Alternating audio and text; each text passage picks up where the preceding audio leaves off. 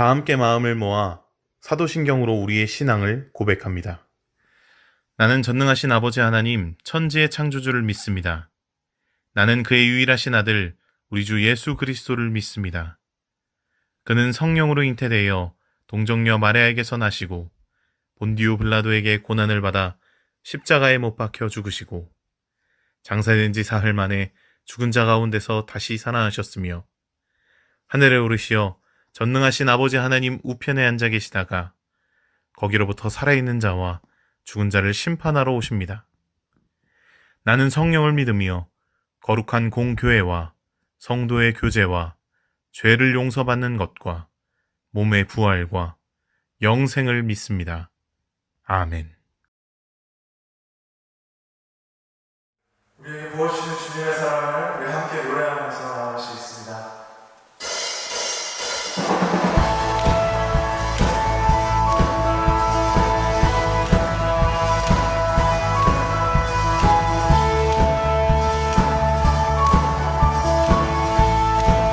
다시 내 입술이 주님의 모습이 주를 섬기니 무엇이냐 주 잠잠히 주가 주 가득히 나를 채우니 무엇보다 늘지 못하니 주 사랑이 내게 들어와 모든 두려움 사라지게 해 영원히 찬양 내 영혼 춤추니 주 사랑이 내게 들어와 모든 어둠 사라지게 해 영원하신 주의 사랑 안에 나 거하리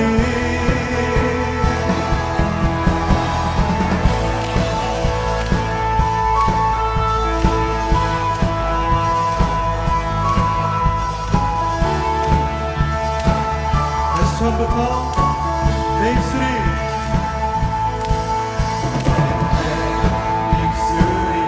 섬기며 모든 주를 섬기니 무엇이나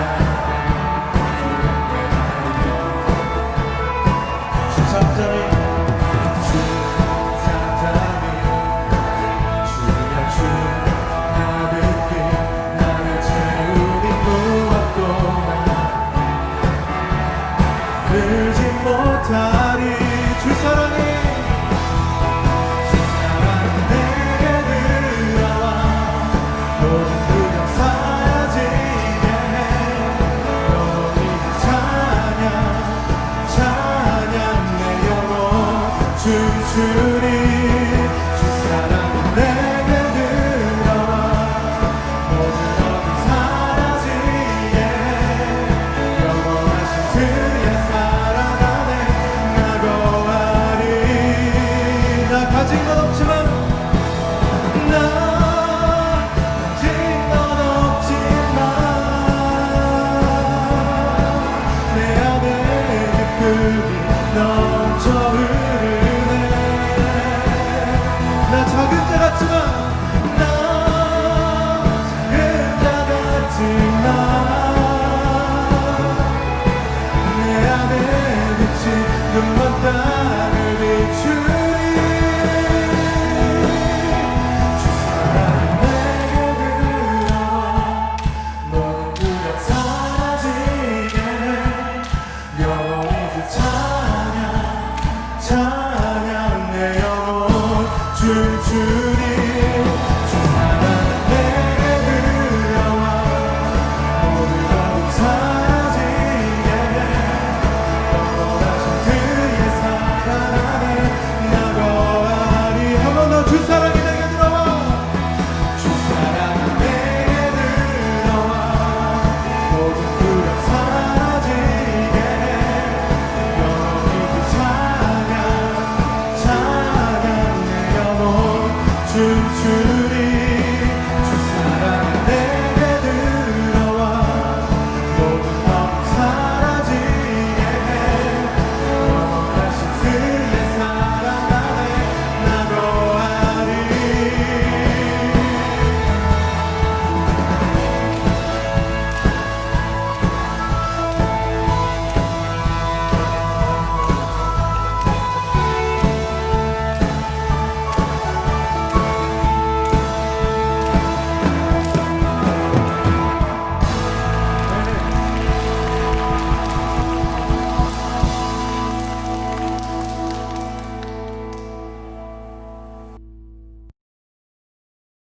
오늘 하나님께서 우리에게 주신 말씀은 마태복음 13장 3절에서 9절, 18절에서 23절까지의 말씀입니다.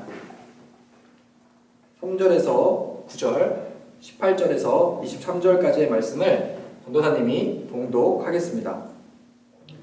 예수께서 비유로 여러 가지를 그들에게 말씀하여 이르시되 씨를 뿌리는 자가 뿌리러 나가서 뿌릴새 더러는 길가에 떨어짐에 새들이 와서 먹어버렸고 더러는 흙이 얕은 돌밭에 떨어짐에 흙이 깊지 아니하므로 곧 싹이 나오나 해가 돋은 후에 타서 뿌리가 없으므로 말랐고 더러는 가시떨기 위에 떨어짐에 가시가 자라서 기운을 막았고 더러는 좋은 땅에 떨어짐에 어떤 것은 100배 어떤 것은 60배 어떤 것은 30배의 결실을 하였느니라. 귀 있는 자는 들으라 하시니라. 그런즉 씨 뿌리는 비유를 들으라. 아무나 천국 말씀을 듣고 깨닫지 못할 때는 악한 자가 와서 그 마음에 뿌려진 것을 빼앗나니 이는 곧 길가에 뿌려진 자요 돌밭에 뿌려졌다는 것은 말씀을 듣고 즉시 기쁨으로 받되 그 속에 뿌리가 없어 잠시 견디다가 말씀으로 말미암아 환난이나 박해가 일어날 때에는 곧 넘어지는 자요 가시떨기에 뿌려졌다는 것은 말씀을 들으나 세상의 염려와 재물의 유혹에 말씀이 막혀 결실하지 못하는 자요 좋은 땅에 뿌려졌다는 것은 말씀을 듣고 깨닫는 자니 결실하여 어떤 것은 100배 어떤 것은 60배 어떤 것은 30배가 되느니라 하시더라. 아멘. 오늘 하나님께서는 비유로 우리에게 말씀하고 계십니다. 3절에서 9절까지 먼저 예수님은 우리에게 말씀의 씨앗을 뿌리신다고 말씀하고 계십니다. 그 말씀을 받는 우리의 마음을 밭으로 비유하십니다. 여러분은 과연 어떤 밭인가요? 길가밭, 돌밭, 가시떨기밭이 오늘 말씀에는 나옵니다. 그리고 좋은 밭이 나옵니다. 먼저 길가밭은 하나님의 말씀을 들으나 깨닫지 못한다고 말씀합니다. 하나님의 말씀을 들었는데 깨닫지 못하는 것은 그 하나님의 말씀에 집중하지 못하였기 때문입니다. 그 말씀을 들을 때 예배가 형식이 되어버려서 이 말씀이 하나님이 나를 정말 사랑하셔서 하시는 말씀이구나 생각하지 못하고 그냥 넘어가는 경우에 우리는 이렇게 하나님의 말씀을 제대로 받지 못하는 길가밭이 되는 경우가 있습니다. 돌밭은 어떤 밭이라고 오늘 말씀하고 있나요? 돌밭은 하나님의 말씀을 받으나 환난이나 박해가 왔을 때 하나님의 말씀에 순종하지 못하는 말씀으로 열매 맺지 못하는 부분을 말씀하고 있습니다. 전도사님은 이 부분을 보니 예수님을 열심히 따랐던 제자들이 생각이 났습니다. 예수님의 제자들은 예수님의 능력과 예수님의 기적을 보고 예수님을 열심히 따라다녔습니다. 하지만 결국 가장 중요한 순간에 예수님께서 십자가의 순종을 보이시기 바로 직전에 제자들은 예수님을 모두 다 떠나고 맙니다. 마가복음 14장 50절 말씀은 그것을 적나라하게 표현하고 있습니다. 제자들이 도망갔다고 표현하고 있습니다. 여러분, 세 번째 가시떨기 밭은 무엇일까요? 가시떨기 밭은 세상의 유혹과 재물의 염려가 있을 때 하나님의 말씀에 열매를 못 맺고 있다 말씀하고 있습니다. 전도사님 이 부분을 묵상했을 때 자기를 사랑하는 것과 세상의 유혹과 다르지 않다라는 생각이 들었습니다. 디모데후서 3장 2절 말씀을 보면 말세에는 우리 자기를 사랑하는 것이 굉장히 깊어질 것이다라고 이야기를 하고 있습니다. 그 한 예로 유튜브를 우리가 될 수 있는데요. 유튜브라는 것은 굉장히 좋은 수단입니다. 전도사님이 그것을 통해서 방송을 하고 있고 전도사님도 스트레스를 풀 때 그것을 많이 활용합니다. 하지만 그것을 유튜브라는 매체는 자신을 기쁘게 해주지만 그것을 기대 이상으로 많이 시청하고 활용하게 될 때 중독되는 경우를 우리는 볼 수가 있습니다. 그 수단을 통해서 자신의 스트레스를 푸는 건 좋지만 자기의 쾌락을 그것을 통하여 풀고 자신의 어떤 욕구들을 그 유튜브를 이용하여 활용한다는 것은 하나님의 사랑과 멀리 떨어질 수 있는 부분이 될 수 있습니다. 요한일서 2장 15절에서 17절까지의 말씀을 보면 하나님의 사랑이 우리의 육신의 정욕과 안목의 정욕, 이생의 자랑에는 있지 않다고 말씀하고 있습니다. 육신의 정욕, 우리의 욕구, 그리고 안목의 정욕, 우리 눈의 욕구, 이생의 자랑, 우리가 이 땅에서 살아가는 동안에 우리의 자랑들 안에는 하나님의 사랑이 있지 않다고 요한일서 2장 15절과 17절 말씀은 말씀하고 있습니다. 이런 길가밭, 돌밭, 그리고 가시떨기밭을 보았을 때 전도사님이 생각해 봤을 때는 이 세 가지 밭을 핑계와 합리화로 규정 지을 수 있다고 생각이 들었습니다. 우리가 학원이나 학교에서 숙제 같은 것을 못했을 때 우리 친구들 어떤 생각을 하게 되나요? 빨리 핑계거리를 찾지 않나요? 이래서 못했다, 이래서 못했다, 그렇게 핑계거리를 찾게 되는 경우가 있습니다. 그리고 그것이 반복되다 보면 결국 자신을 합리화하는 데 이르게 되는 것을 우리가 알 수 있죠. 전도사님도 코로나19로 인해 많은 예배들이 취소되고 우리가 모일 수 없게 되자 한때 굉장히 낙담한 적이 있었습니다. 무언가 예배를 드리고 예수님 앞에 기도하고 예수님을 잘 섬기는 마음이 있었지만 우리가 모일 수 없게 되자 굉장히 낙담하고 어려운 마음이 들었던 적이 있습니다. 그렇게 되자 전도사님이 가장 먼저 찾았던 것도 핑계였습니다. 하나님, 지금 코로나19로 인해서 우리가 모일 수 없으니 저도 하나님 따르는 것을 조금 나중에 하겠습니다. 괜찮아지면 하나님을 열심히 섬기겠습니다. 충분히 다른 방법이 있음에도 불구하고 전도사님은 많은 핑계를 댔었습니다. 핑계에서 그치는 것이 아니라 저를 많이 합리화했습니다. 이것은 어쩔 수 없다, 합리화했습니다. 이렇게 길가밭, 돌밭, 가시떨기밭은 많은 열매를 맺지 못합니다. 하지만 예수님께서는 오늘 마지막에 좋은 밭에 대해서 말씀하고 계십니다. 좋은 밭은 여러분 어떤 밭인가요? 예수님께서는 마지막에 좋은 밭을 말씀하고 계시는데 그 뜻은 우리에게 좋은 밭이 되라고 말씀하시는 것입니다. 예수님께서는 제자들을 부르실 때, 특별히 베드로를 부르실 때 고기 낚는 어부에서 사람을 낚는 어부로 만들어주겠다 말씀하셨습니다. 예수님께서는 우리를 부르실 때 좋은 밭과 사람을 낚는 어부로 부르셨다는 뜻입니다. 우리를 좋은 밭으로 열매 맺게 하기 위해서 우리를 부르신 것입니다. 그렇다면 말씀에 순종하지 못한 예만 성경에는 있을까요? 성경에는 예수님과 그리고 바울처럼 하나님의 말씀에 순종했던 인물들도 있습니다. 먼저 예수님께서는 하늘 보좌를 내리고 이 땅에 내려오셔서 십자가를 지심으로 하나님의 뜻을 이루었습니다. 여러분, 무언가를 가졌다가 무언가를 잃는 것이 가장 쉽지 않고 버티기 어렵다는 것을 아시나요? 아예 없을 때는 몰랐지만 어떤 것을 가졌을 때, 하지만 그것을 가졌던 것을 잃었을 때 우리는 마음에 굉장히 낙심이 옴을 알 수가 있습니다. 예수님께서는 하늘 위에서 가장 소중한 것들, 가장 귀한 것들을 누릴 수 있는 분이셨을 것입니다. 하지만 이 땅에서 가장 낮아지셨습니다. 로마 병사들에게 굴욕을 받으셔야 했고 침을 맞으셔야 됐고 굴욕을 당하셔야 하셨습니다. 그런 예수님께서는 얼마나 하나님의 말씀에 순종하는데 힘드셨는지를 우리는 생각해 볼 수가 있습니다. 바울은 어떻습니까? 곤장 40대를 맞으면 사람이 죽는다고 합니다. 근데 바울은 곤장 39대를 맞았다고 합니다.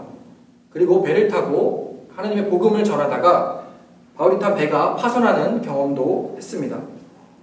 바울 역시 바리새인 중에 바리새인이라는 당시 지도자 계급이고 고생을 하지 않아도 됐지만 오직 복음을 위해서 복음을 전하다가 그런 많은 고난과 환난을 당하게 됩니다. 하지만 예수님과 바울은 하나님의 말씀에 순종하여 많은 열매를 맺었습니다.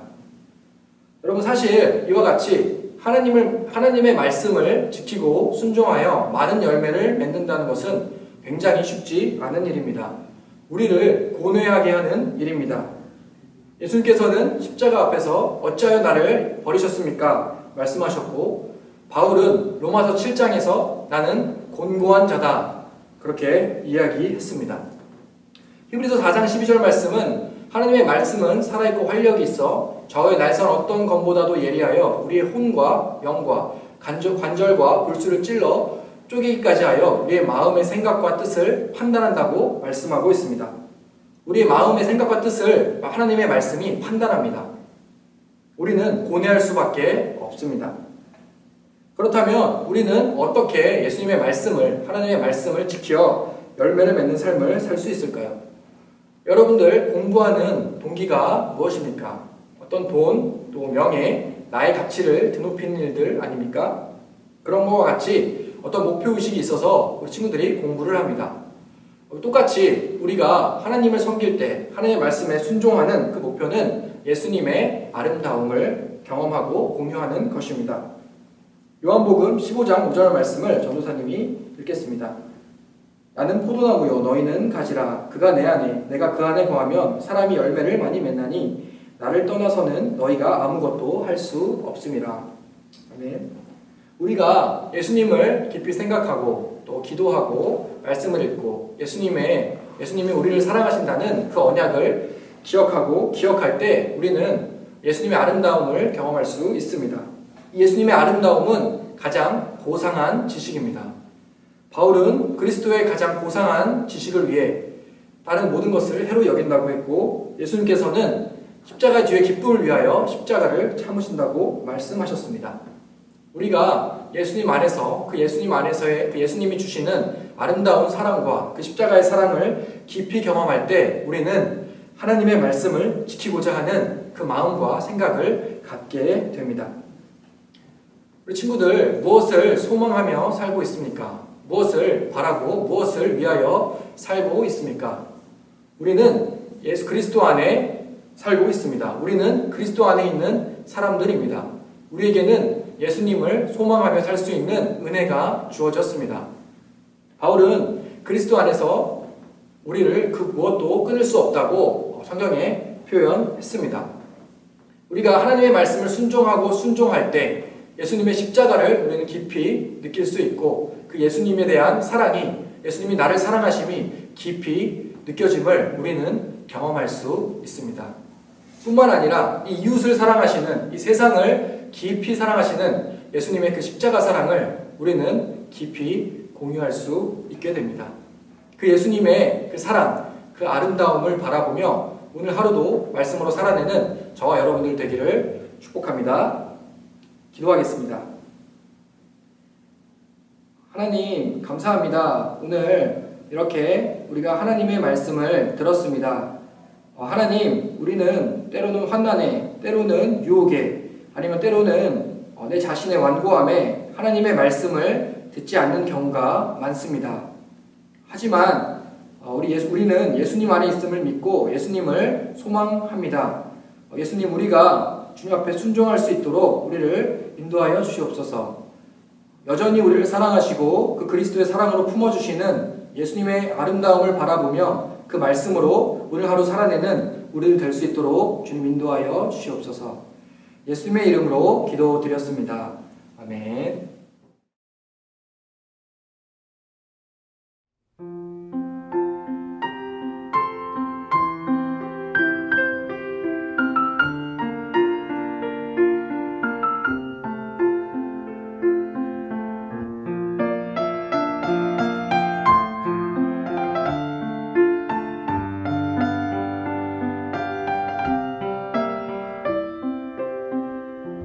참 좋은